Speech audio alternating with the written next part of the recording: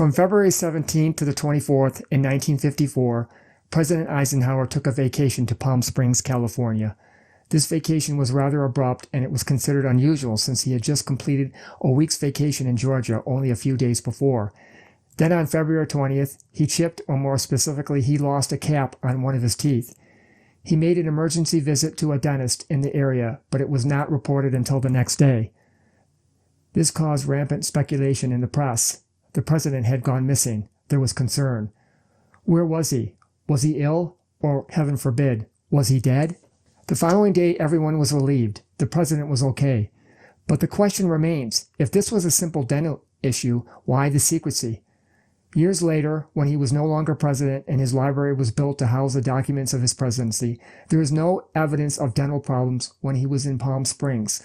All of the other people that he had contact with during that time is recorded in his library. Even the people he was with on Sunday, including the minister that gave the sermon when he finally reappeared that morning. The dentist's records showed no indication that the president was ever his patient. This was also confirmed years later, after the dentist passed away, when his wife stated that she had no memory of her husband treating the president. If this is all true, then what happened? Where exactly was President Eisenhower during that missing time? Missing time. This is the iconic statement of alien abduction. If the president did meet the people that is alleged, then this statement would be rather ironic.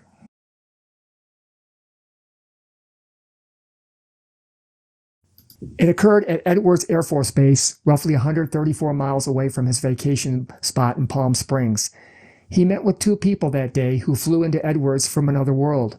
The general norm is that aliens are small and gray, but these ones were more human-like with Nordic features, tall, light skin, and blue eyes. They met to reach an agreement that later hopefully would result in a treaty, but it didn't occur. Even though his guests were nice and cordial, they did demand that the U.S. stop nuclear weapons testing before any agreement could be reached. Eisenhower refused. This, however, did not affect the relationship that was established because they did return a year later to meet the president in Holloman Air Force Base in New Mexico.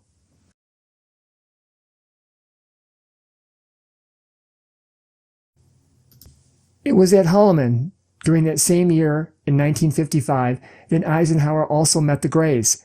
After Air Force One landed and taxied to the end of the runway, three craft appeared. One of them landed near the plane. Another seemed to stand guard, hovering nearby, while the third disappeared.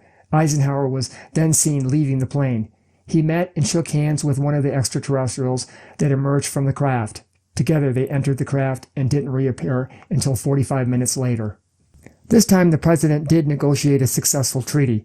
Like the Nordic aliens, the Greys wanted the U.S. to stop nuclear testing, and they also wanted their existence to be made public. Again, Eisenhower refused on both counts, but the Greys agreed to back off on both of these issues for now. Some of the terms of the treaty were as follows. 1. This treaty would only be with the United States. No other treaty would be negotiated with any other nation. 2. They would be allowed to abduct humans, but would provide names to the U.S. government of all those that they had taken. 3. The public would be kept in the dark about the existence of extraterrestrials. 4. We would not get involved in each other's affairs. 5. They would help us to develop new technologies. There is an interesting note. Before the extraterrestrial craft arrived, the tower at Holloman was instructed to turn off its radar. Why? Is it because the aliens didn't want the humans to know their flight path, where they flew in from? Or could there be another reason? There is a possibility that high-powered radar, especially the kind used in the 1950s, is detrimental to the craft used by these aliens.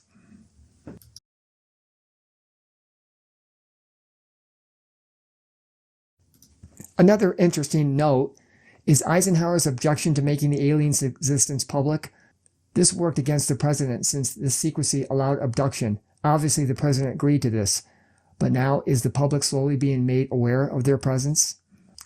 Recently, the U.S. Navy revealed its own encounter with what it has called the Tic Tac UFO.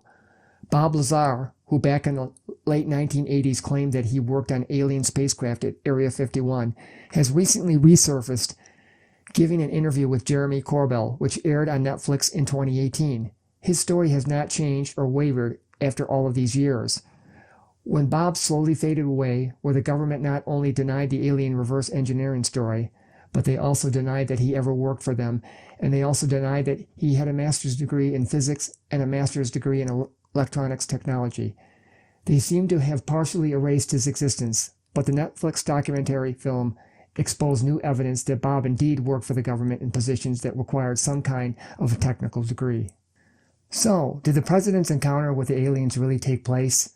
There is an estimate that 300 people witnessed the second meeting. If this is so, then why hasn't anyone come forward after all this time? This doesn't take into account the number of possible witnesses at the Edwards Air Force Base meeting with the Nordics. There was even another landing in 1964 under a different administration. There was no indication that the president was there, but the aliens did meet the base commander and his personnel. The claim is that one of the craft had technical difficulties. The aliens stayed at the base for a few days as they repaired their vehicle with help from the humans. This time, the 3 craft were tracked on radar and were even filmed landing on the tarmac. Again, if this took place, why hasn't anyone told these stories?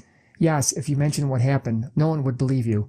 Possibly, if many would come forward, no one would believe the group story either. The only person that has come forward is Eisenhower's great-granddaughter. It is interesting to note that Rod Serling, the creator of The Twilight Zone, produced and narrated his own documentary film in 1974 concerning the landings and the meetings with the president. Finally, if this is true, why did they come here to meet the president? Both the Nordic and the Greys wanted only one thing for us. They only want to help us, to prevent us from destroying ourselves. For all of us in the present or near future, we may never know if this is really true.